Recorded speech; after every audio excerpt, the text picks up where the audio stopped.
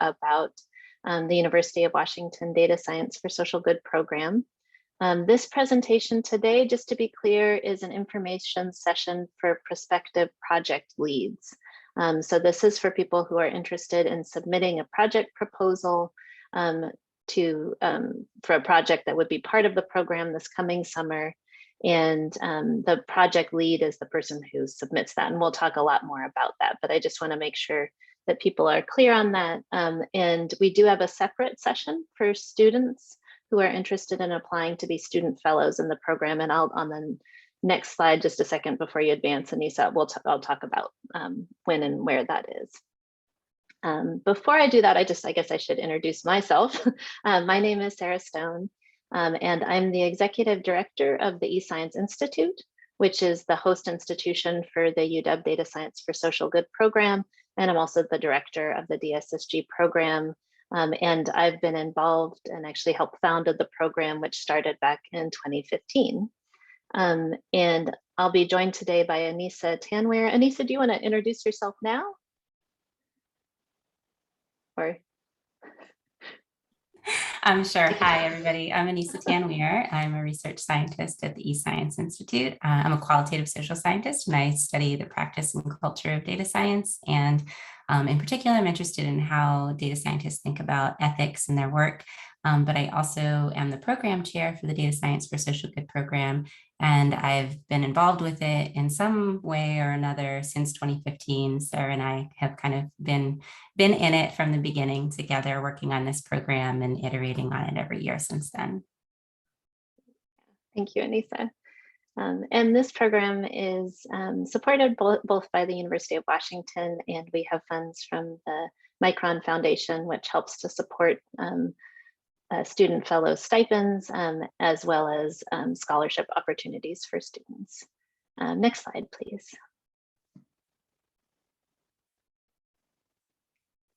So today, again, just emphasizing this session is an information session for prospective project leads.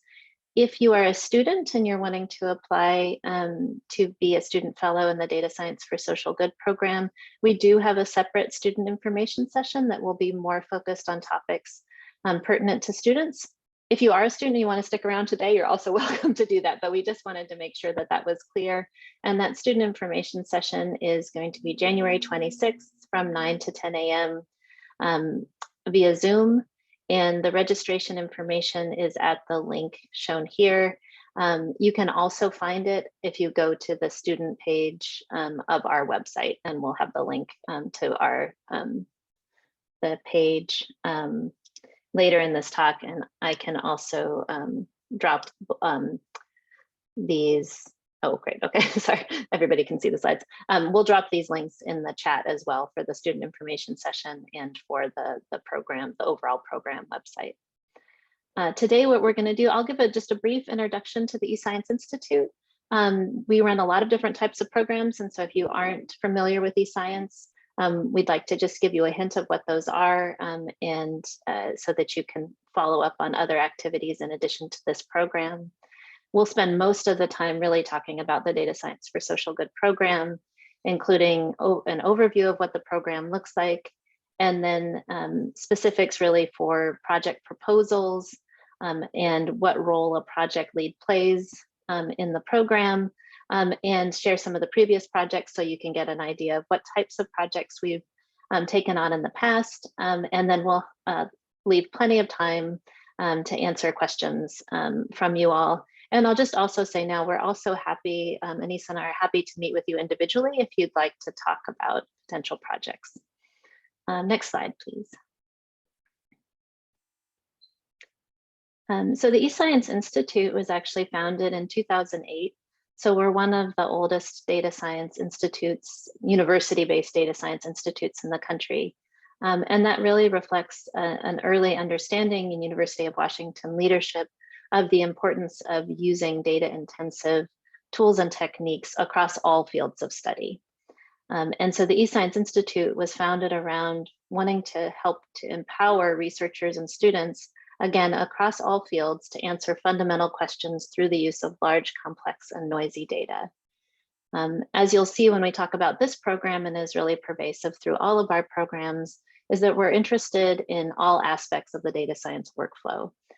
So you see many institutes popping up at universities across the country that might be focused specifically on something like artificial intelligence.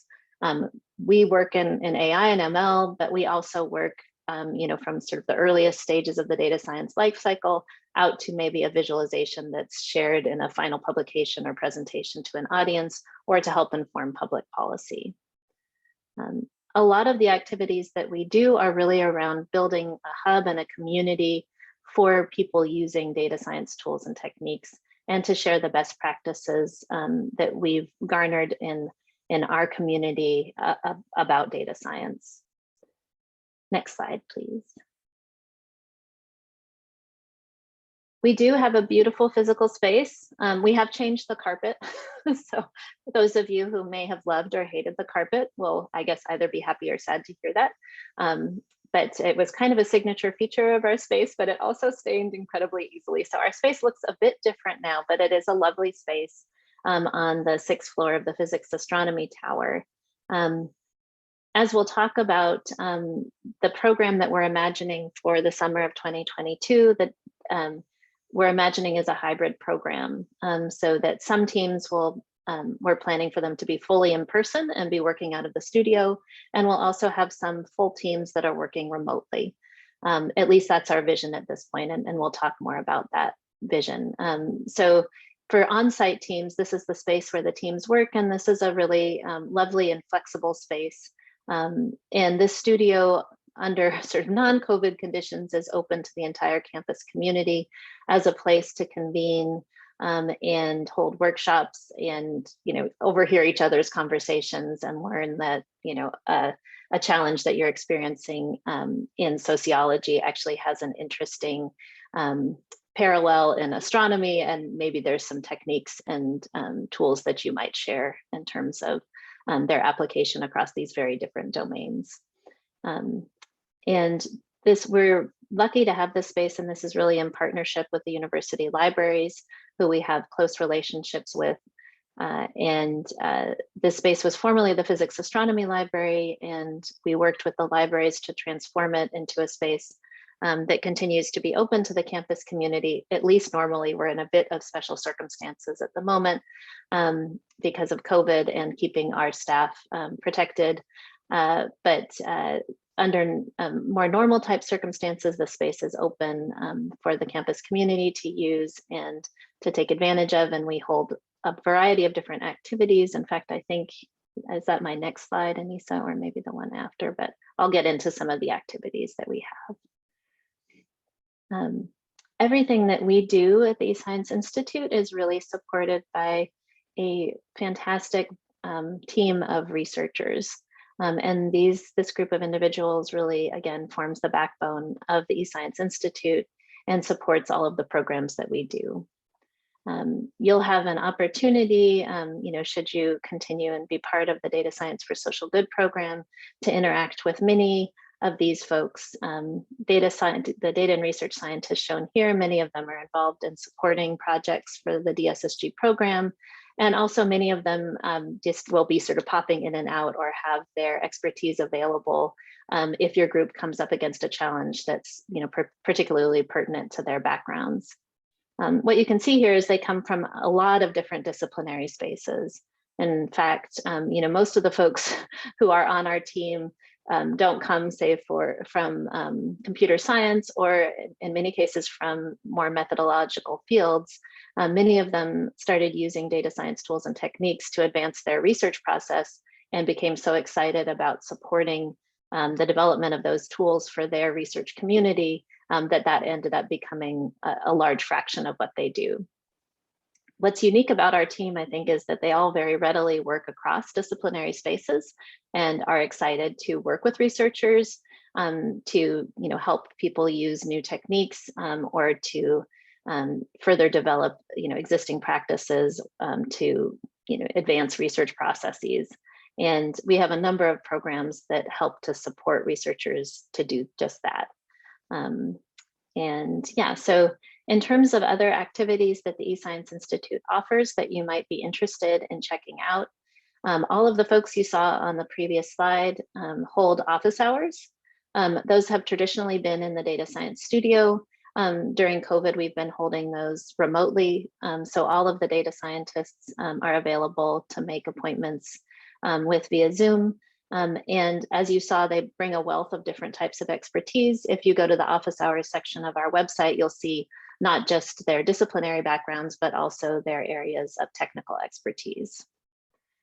We also hold a weekly UW Data Science seminar. This quarter, that's happening on Thursdays from 4:30 to 5:30. It switches around each quarter. That's actually to try and help, because we have such a interdisciplinary community. We're trying to make it so that at least some quarter, it's not going to conflict with your department seminar, ideally. And so we shift it around each quarter. We also support a suite of tutorials and boot camps and workshops and hack weeks. Some of the hack weeks are listed here. Hack weeks are disciplinarily focused, usually 1 to 2 week long workshops that are a mix of cutting edge tutorials and various data science tools and techniques, particularly those that are most applicable to the disciplinary field of emphasis, as well as peer-to-peer learning activities and project-based hacking or project-based work. The Hack Week structure has really come to be a very inclusive and community-based way of building out a kind of a network of folks who are interested in developing data science tools and utilizing those tools in a particular discipline. In the case of the ones listed here, things like neuroscience, geosciences, water resources, or oceanography. We also have been running software carpentry workshops. This is in partnership with the Carpentries, which is an international organization that has created some finely honed introductory programming workshops. We hold these for both Python and R every quarter. Actually, the R ones don't happen every quarter, but we do Python every quarter and R kind of as we see a campus need. We have a workshop coming up next week, which is, I think, fully enrolled at this point. But if this is something you're interested in, you can look for the next workshop, which will happen during spring quarter. Lastly, I'll just say we run a similar program, or we run a research program in winter quarter that is a pairing between a researcher and a data scientist, which is called the Winter Incubator. That's an opportunity to work one-on-one with a data scientist. And then what we'll focus on today is the Summer Data Science for Social Good program. And I'll just say before I turn it over to Anissa that I'm happy to take your questions, or have you reach out to me about any of those other programs. Again, we're focusing today on DSSG, but you can always reach out to me for information about the other programs. And if you sign up for our mailing list, which you can do on the eScience homepage just by opting in, then you'll start to hear about all of those programs and gain more familiarity. And so let's see, with that, Anissa, I will turn it over to you. Okay, great. And I switched the spotlight, so thank you. I need to do that. Okay, thanks. Good morning, everybody.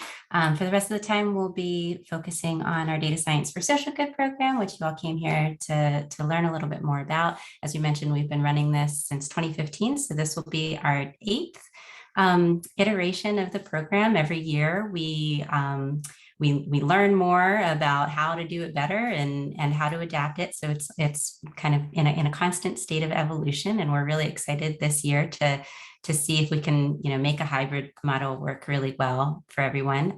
We actually were pleasantly surprised over the last 2 years running the program remotely, how well it went and how much fun it was. And we realized that being able to work remotely conferred a lot of advantages for some people. So we want to continue to make that an option going forward, even if it becomes safe to work together in the same space again by this summer.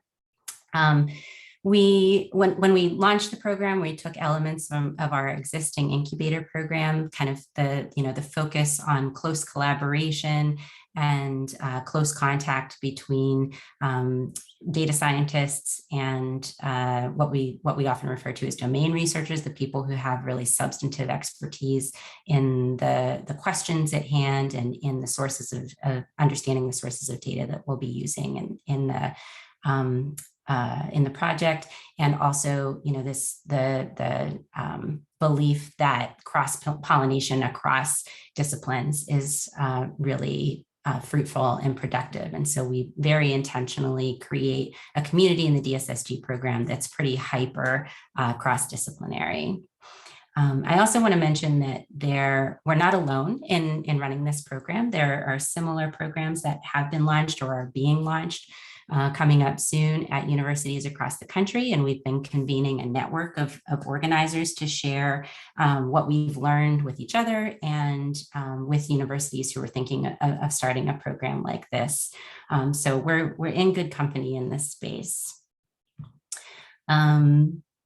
Okay, so our program goals in running the Data Science for Social Good program are multiple. So, one thing I think first and foremost is we're all trying to figure out just what it means to do good with data science and how to do that well and with circumspection and ethically and responsibly. We are here to try to train students in data science methods, to increase data science capacity across various fields and organizations, and of course, to positively impact society. So this is what a team looks like. The program is really organized around projects and teams. So each team takes on a project, and what a team looks like is it's usually comprised of the most typical number is 4 data science student fellows. So they're selected by the EScience Institute and paid by us to participate in this program full time.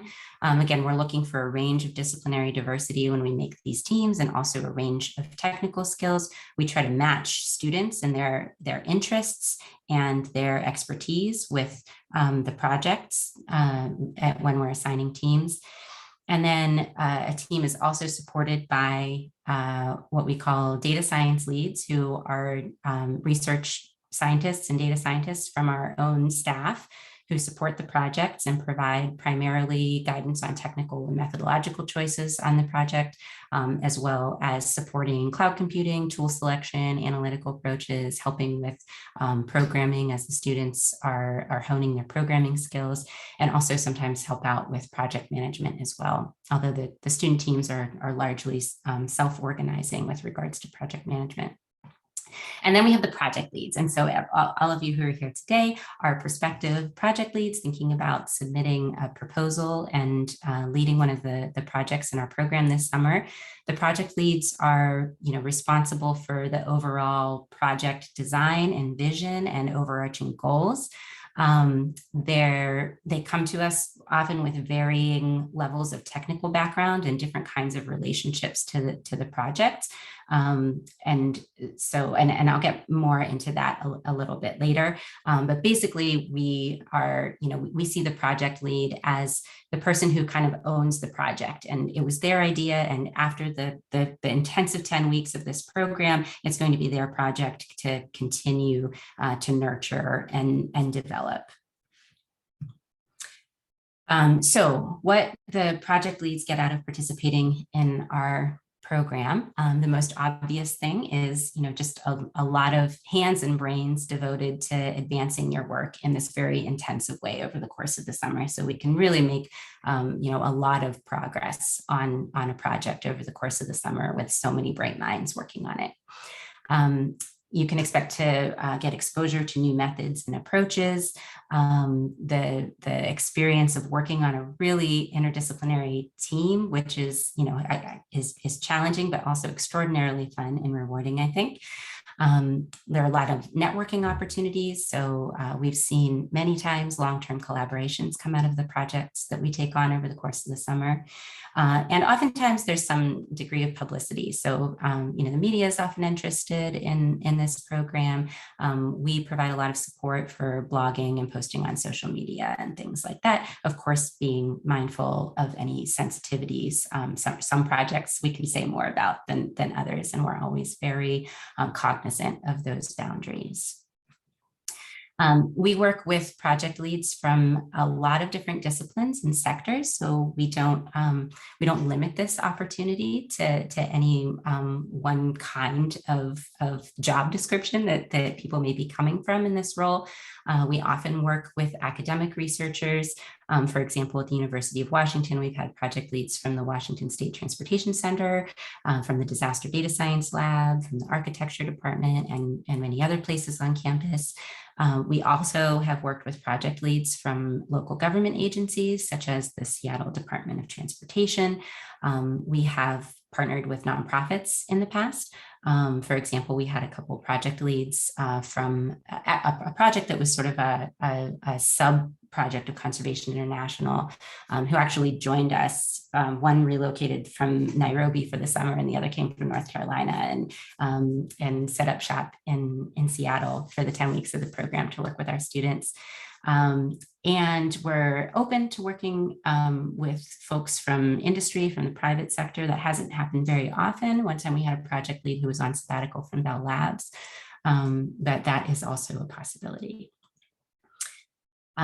What we expect from project leads in terms of their commitment, if you probably all have seen that we start with an open call for proposals. It's a pretty lightweight proposal, and we'll get into the specifics of that a little bit later as well. But if your project is accepted into the program, then we hold a series of what we call scoping meetings in preparation for the summer. This is usually between the project lead and the EScience data scientist. And the purpose of that is to, kind of figure out what the appropriate boundaries are for the summer in terms of what kind of work and deliverables and milestones can be expected. And also making sure that we've done everything we can on the front end to make sure that the students can hit the ground running. So if that means, setting up the sort of infrastructure or pipeline so that the students can get their hands on the data as soon as possible once the program starts. We ask for availability 16 hours a week on average. When we historically ran this program in person, we asked that project leads be co-located with their teams in our data science studio for 16 hours a week, and that they work from there so that they can be available to the students and kind of just at arm's reach to have spontaneous conversations and things like that. Project leads have told us that they're when they would work in the studio, they're capable of sometimes working on other projects as well. They're not going to be kind of intensely huddled up with their student fellows for that entire 16 hours. But the important thing is kind of being available. And then we try to, when we run the program remotely, we want that to be replicated. So that again, doesn't mean sitting in Zoom meetings with the students 16 hours a week. Nobody can handle that amount of Zoom, but being available to them by Slack message or email, and also being very available for regular meetings. We expect participation in certain program-wide sessions and meetings, which I believe there's a slide to talk a little bit more about that later. But the majority of the time, folks really spend in their teams working on their projects. But there are a number of touch points where we all come together as a group to share our work with each other, do announcements, things like that. And there's also the first 2 weeks of the program, there's a lot of onboarding that happens that we need everybody to kind of be able to participate in. And again, I'll talk a little bit more about that later. We expect that the project leads are really the domain experts. So, the one thing to be aware of coming into this is that the students because they're coming from so many different disciplinary backgrounds, it's almost guaranteed that they won't be particularly well versed in your problem space or in the particular question that your project is taking on. So they're really going to be relying on you to help them understand that problem space, understand the broader social landscape that the project is situated in, and also the pre-existing literature, getting them up to speed on the key things that they need to know and understand of what has come before. We also expect that the project leads can help us facilitate and initiate relationships and engagement with stakeholders who are involved with the project or affected by it. We kind of help scaffolding the nuts and bolts of how to do that. We actually have somebody in the program whose role is to help the students navigate this interactions with their stakeholders, but we need the project leads to kind of be that connector and help introduce the students to relevant stakeholders. And I'll talk a little bit more about that role a little bit later as well. We expect that we'll have the ability to discuss and promote your work to some extent. We can't have any projects that are completely in stealth mode that nobody can know what they're about. But of course, as I mentioned earlier, we are very cognizant that various projects have important sensitivities and that there are certain things that can be discussed and certain things that can't, and sometimes the data can't necessarily be available. So, we'll work with that, but we do need to be able to at least talk about that the work is being done and that we're taking it on and describe it to some extent. And that includes the students being able to do a public presentation at the end of the summer. We do encourage open and reproducible work when at all possible. All of our teams in the past have worked on GitHub for collaboration and version control. If there is a compelling reason for an exception to that, then we want to discuss that with you in advance. As I mentioned, we have the public presentations, and also we'll have a description of the project on our website, and the students will create a website for their project that summarizes what they did for the summer. We also would appreciate acknowledgement in any publications that are based primarily on the work that was done in the program this summer. And I don't have a bullet for this, but we also ask that the students be authors on any work that comes primarily out of the work that was done over the course of the summer. One thing that you will not see here is any particular level of technical skills. We don't expect that project leads are coming in able to mentor and guide the students in the technical tools and methods that they'll be using for the summer. That's in part what our data scientists are there to help provide. Although I will say that it can be hard to sustain the project after this summer if the project leads don't have some background in the approaches the students will be using. So that's something that we just want to think about. If there is a case where the project lead is coming in with little background in the approaches that will be used in the project, how will we actually make that sustainable so that you're able to kind of continue the work and take ownership of it over the summer.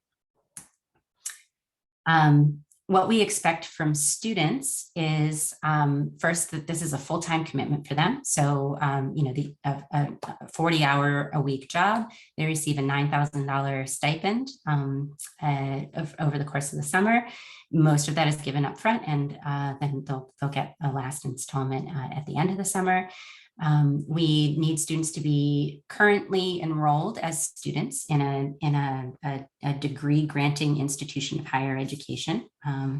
And they can be grad students or advanced undergrads. So that either means current juniors, rising seniors, or seniors who are graduating this year. We want a baseline programming background and statistical knowledge, although they certainly don't need to be, all super advanced in terms of their programming and stats. We definitely don't want a program full of, CS PhD students or computer science PhD students or applied math students. We're looking for disciplinary breadth and also breadth in terms of where they are in their trajectory of developing their technical skills. We can't support visas, so they need to be eligible to work in the United States. We really place strong value on their personal statements, their motivations for wanting to participate in this program, and what they anticipate getting out of it. And it's really important that they be a team player, because this is a very intensive teamwork experience. And the success of the project really hinges on their ability to work closely together and intensively over the summer. What you can expect from us is, your complement of a data science lead on the team that is highly experienced in cross-disciplinary collaboration, as well as coming with expertise in things such as, and these are just examples, this is certainly not exhaustive of what our data scientists do, but machine learning, databases, modeling, cloud computing, optimization, GIS, statistical inference. And when we're selecting projects, our data scientists are deeply involved in the review of the project proposals, and they select the projects that they feel they have something strong to contribute to, and that they're really interested in the methods and in the content of the proposal as well. So there will usually be a very good match between the data scientist's expertise and the needs of your project. We can offer guidance on best practices in version control, reproducibility, and human-centered design, and help with team management. And that both means from the data scientist who's integrated into the team, but also we try to provide a lot of scaffolding and processes and procedures and guidance in the program on how to run a project well, and how teams can best work together. As you probably all know, our call for proposals is currently open. The deadline is February 18th. The links are here, and I will make these slides available following, so you can actually follow these links. Please make sure to read the FAQs before you get started. There's a lot of good information there. And we encourage you to reach out with us and meet with us before submitting a proposal. Sarah and I are always happy to talk about, kind of broadly what makes a good data science project, what's kind of, generally a good scope or a good kind of question that we can approach. But we also really recommend that you meet with one or more of our data scientists as you're developing the project to, get a better sense of how to think about the technical challenges of the work and what might be feasible over the course of the 10 weeks of the project. So what we're looking for in the proposal is really a strong argument in support of how the project will lead to some positive social impact. We're looking for, strong research background and strong methods, the availability and commitment of the project lead. So like we said, the importance of being available to the teams, sort of the equivalent of 16 hours a week in the program to answer questions and help with guiding them through the process. Clarity of the ideas and shovel readiness. And by shovel readiness, I largely mean that the data really needs to be in hand. So, because the program is so intensive and run over just 10 weeks over the course of the summer, it can make or break a project whether or not the data is ready to go. And if the students are sitting around for 5 weeks of the summer waiting to be able to access it, then we won't be able to get very much done. So that's really kind of a crucial aspect that we'll be looking for. The capacity for measurable outcomes is something that is often desirable, and sustained engagement. So we look for indications that this work is not going to just fizzle after the 10 weeks of the summer program, but that there's some investment in continuing to develop it. We realize that in 10 weeks of a summer program, we can't kind of start something that is wholly new, that isn't building on work that already existed, and have a completely finished, perfect package that is going to change the world. Like we see our role in this program as taking a slice of a larger piece of work and making some really important and intensive progress on that work over the course of the 10 weeks, but not that 10-week long project is kind of the end all be all. So we're looking for some indication that the project has the capacity to be continued following the 10 weeks of the summer. Some things that we don't do, and we often get people approach us to ask if this kind of thing would be within the scope of what we take on in the DSSG project, but is really not in our wheelhouse. Building web portals for accessing data. That's just not our expertise. And that's not what the students who come to our program are really looking for to do. They're really interested in doing some substantive analysis with data. We don't do app development as a primary goal, although there have been times that that app development has been sort of a means to an end or a secondary part of a project. And we don't do data collection for the reasons that I talked about earlier, that it's such a short, intensive program that there's no way we can collect data and also get to any sort of substantive analysis by the end of the summer. This is a very non-exhaustive list of topical interests, but some things that we've worked on in the past or thought about working on: affordability and livability, city planning, environmental issues, equity and justice, hazards and resilience, health, housing, public education, sociodemographic disparities, and transportation. Some of the technical areas of eScience expertise are, working on new platforms, algorithms, methods, and data sets, working with particularly large or heterogeneous or noisy data sets, developing scalable analytics and predictive models, interactive visualization, code review, publishing, reproducibility. And we do a lot of development of online teaching materials. And our program, at the beginning of the program, the first 2 weeks, we do a number of tutorials to get the students up to speed on kind of the bare essentials that they'll need to succeed in the program. And then we also, throughout the summer, kind of provide on-demand tutorials if there are skills that teams need in the work that they're doing for the summer. We can often provide some sort of educational component for that. So this is kind of a very high level overview of what the schedule or timeline of the DSSG program is like. I mentioned these scoping meetings with data scientists that will happen before the program begins if your project is selected. And we'll also put together a project lead orientation to kind of give you more of the information that you'll need to be successful in the program over the summer. So all of that would happen before the program begins June 15th. And then in the first 2 weeks, like I said, there's a lot of onboarding that needs to happen. So there are certain team development workshops and orientation activities and icebreakers and things like that that we really need everybody to participate in, students, project leads, and data scientists alike. That may end up being a little bit more than a 16-hour time commitment especially for the first week, probably not for the second week, but for the first week. So we do need some flexibility in project lead schedules within the first 2 weeks of the program so that we can have all hands on deck for these important kind of foundational activities. And then your students will be participating in a lot of tutorials in the first 2 weeks. And project leads are welcome to attend tutorials always, but that's not required for project leads.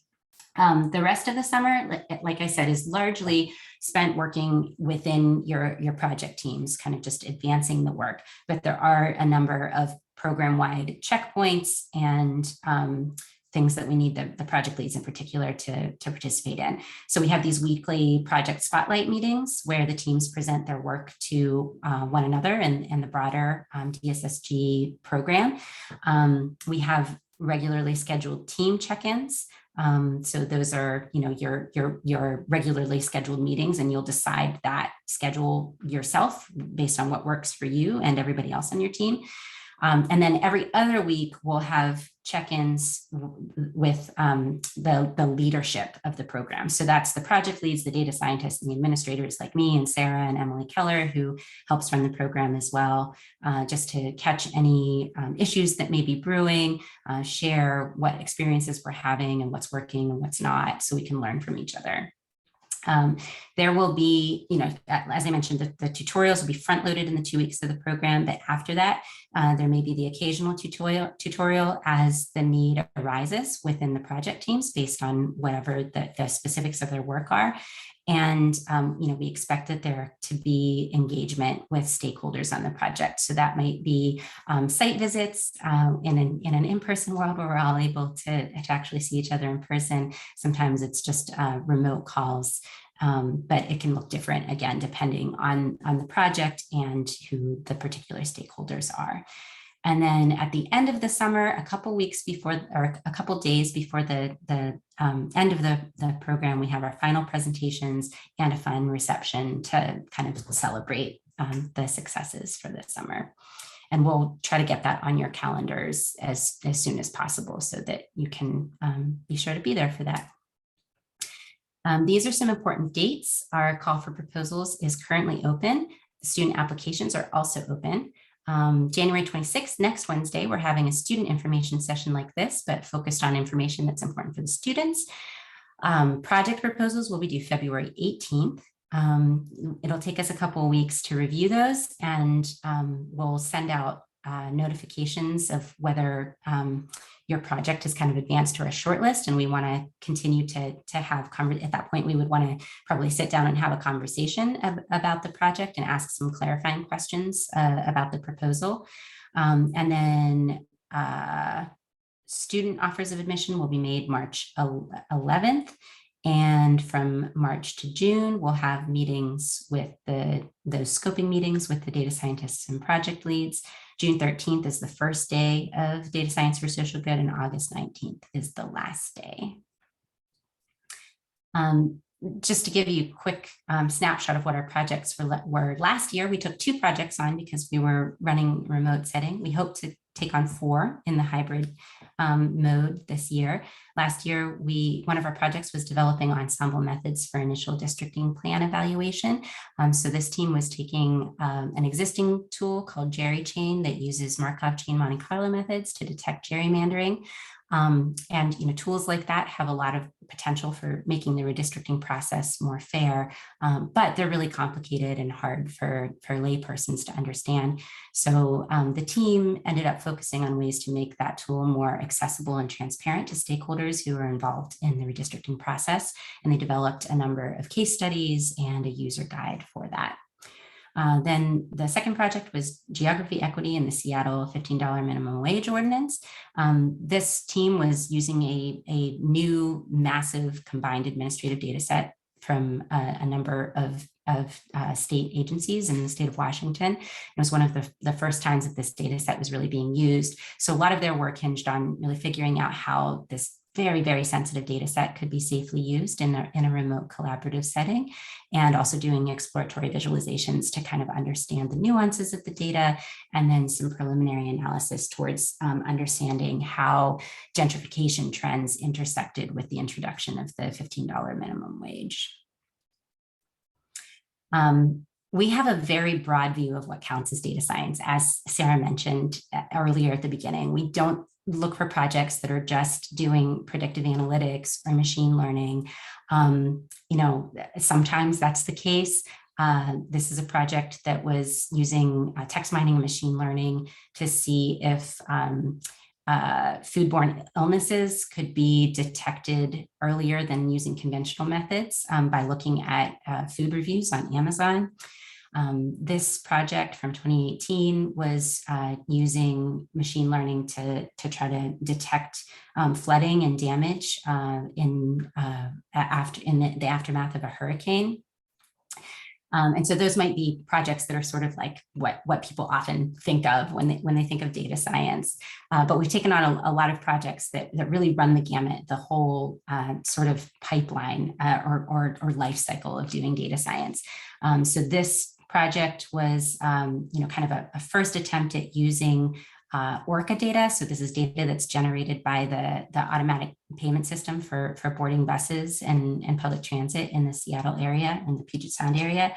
And the figuring out all the nuances and messiness and making this data actually usable for analysis and not just for its operational value is really the meat of the work that the students were doing this summer.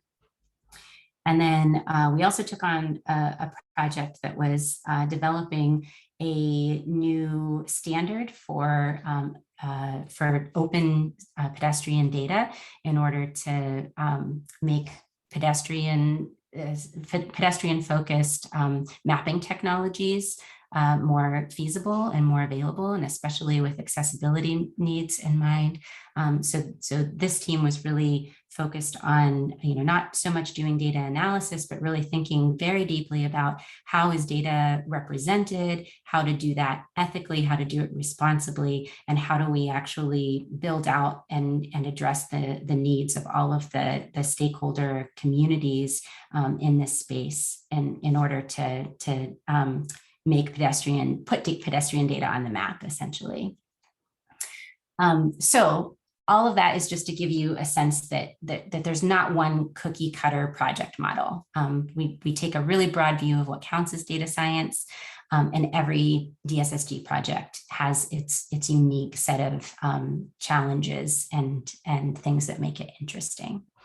And then finally, the last note I'd like to end on before we open it up for questions is, I've talked, I wonder how many times I've used the word like intense or intensive in this presentation. It's a very intensive program, but it's also really a lot of fun. And this is a quote from one of our project leads from last year who said, what surprised me about the program, I was not expecting it to be as much fun as it was. This is just a screenshot of us. We did karaoke at one point in the summer. And I think when Jenny said that it was fun, she wasn't just referring to the karaoke, although that was a blast. She also meant just the experience of working with this really interdisciplinary team of highly motivated and super bright students is really just a blast and very rewarding. And it's really rewarding for us to be able to run the program as well, which is why we've been doing it for 8 years now. So with that, I will open it up to questions, and please feel free to ask questions however you're most comfortable. We'll stop the recording now. Sarah, can you stop the recording?